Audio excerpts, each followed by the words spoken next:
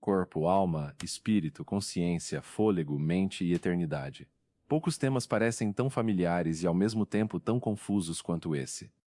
Muita gente fala dessas três palavras como se fossem simples, mas quando tenta explicar direito, tudo começa a se embaralhar rapidamente. Afinal, corpo é só matéria, alma é emoção, espírito é ligação com Deus. Ou estamos falando da mesma coisa com nomes diferentes? Neste vídeo, vamos entrar nesse mistério oculto entre corpo, alma e espírito e entender por que esse tema atravessa séculos. 1. O corpo.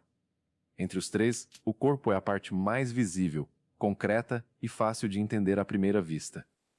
É com ele que você toca, anda, sente dor, envelhece, adoece, trabalha, dorme, abraça, sangra e finalmente morre diante do mundo.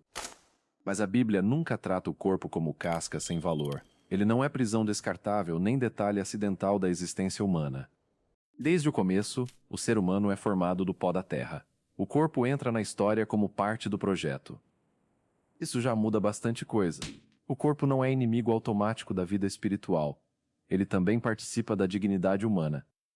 Ao mesmo tempo, o corpo revela limite. Ele se cansa, falha, sente fome, sofre tentações, carrega marcas e lembra constantemente nossa fragilidade.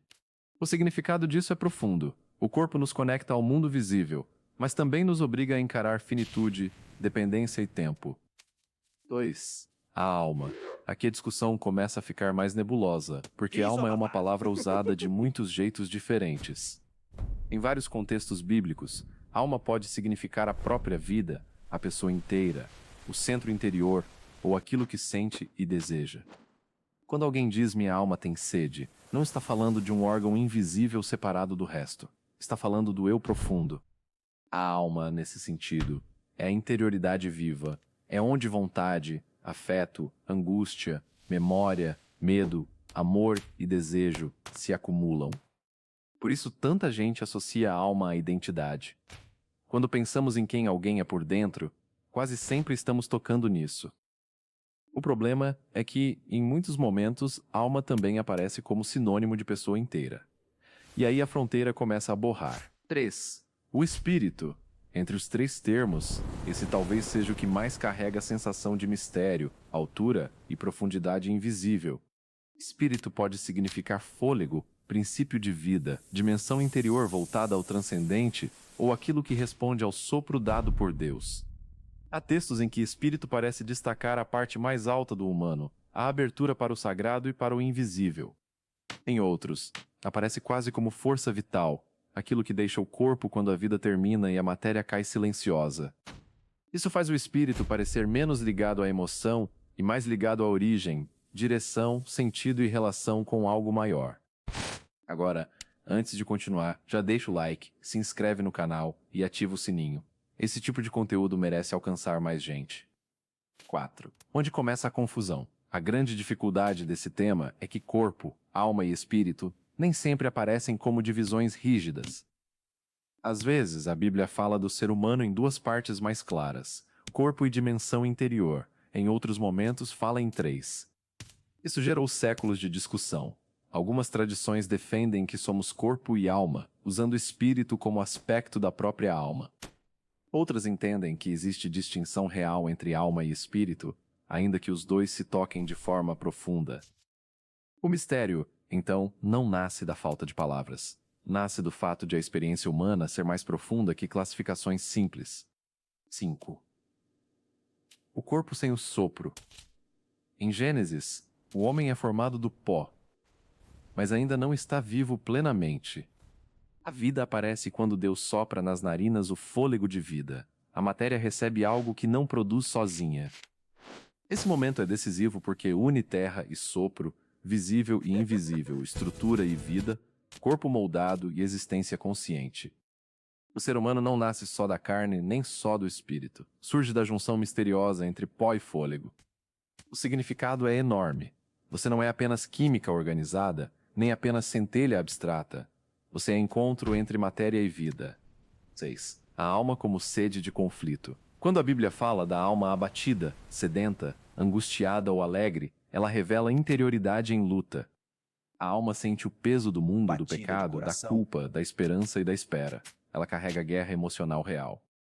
É por isso que alguém pode estar vivo no corpo e ainda assim profundamente quebrado na alma. Uma dimensão afeta a outra. O corpo adoece e a alma se abate. A alma entra em colapso e o corpo começa a sentir o golpe. Aqui o mistério fica ainda mais forte.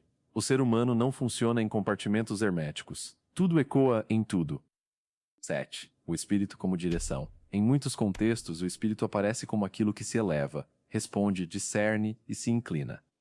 Quando se fala em espírito quebrantado, espírito humilde ou espírito firme, o foco parece recair sobre direção interior diante de Deus.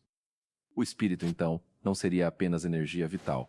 Seria também a dimensão mais profunda da abertura humana ao eterno e ao santo.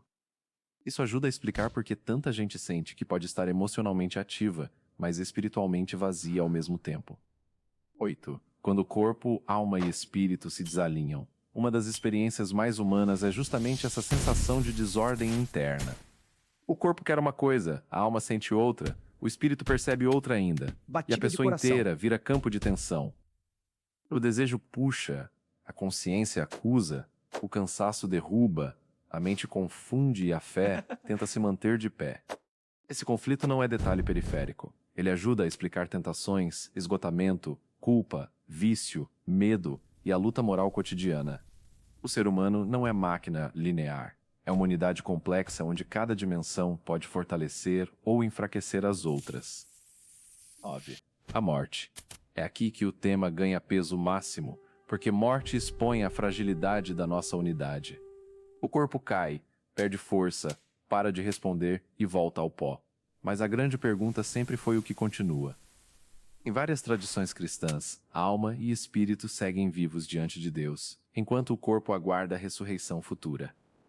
Isso significa que o corpo não é descartado para sempre. Mesmo na morte, ele continua ligado ao destino final da pessoa. O mistério é esse. A morte separa, mas a esperança bíblica não termina na separação. Ela aponta para a reunião futura. 10. A ressurreição. Se o corpo fosse irrelevante, a esperança final seria escapar dele para sempre. Mas não é isso. A promessa cristã mais forte não é apenas sobrevivência da alma. É ressurreição do corpo, transformado, glorificado e reunido ao ser inteiro. Isso muda tudo. O destino humano não é virar espírito flutuante eternamente, mas ser restaurado em plenitude diante de Deus. O corpo, então, não é erro. A alma não é prisão. E o espírito não é fuga. Tudo aponta para a integração. 11. Por que isso importa agora? Muita gente trata esse tema como curiosidade abstrata, quando ele toca a vida prática diretamente. Se você é só corpo, então tudo termina na matéria. Se é só alma, o corpo vira detalhe. Se é só espírito, a vida concreta perde peso. Mas se o ser humano é a unidade profunda, então dor física, saúde emocional e vida espiritual precisam ser levadas juntas a sério. Isso mexe com descanso, pecado, oração, trauma, esperança, luto, disciplina e até com a forma como enxergamos o próprio valor. Porque você não carrega um corpo apenas. Você não hóspeda uma alma apenas. Você não possui um espírito como acessório separado.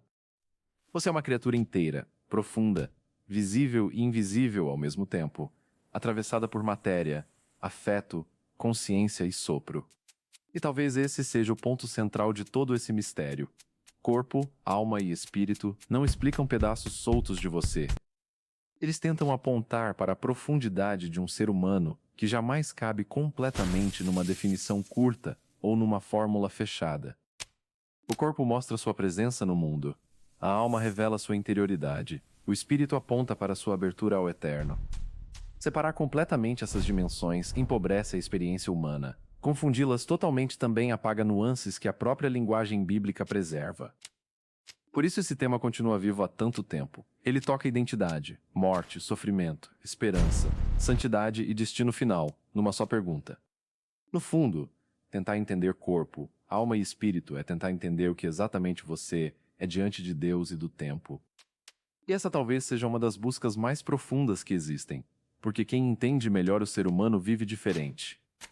Se esse conteúdo te ajudou a enxergar esse mistério de um jeito mais claro, compartilha com alguém, deixa o like e se inscreve no canal.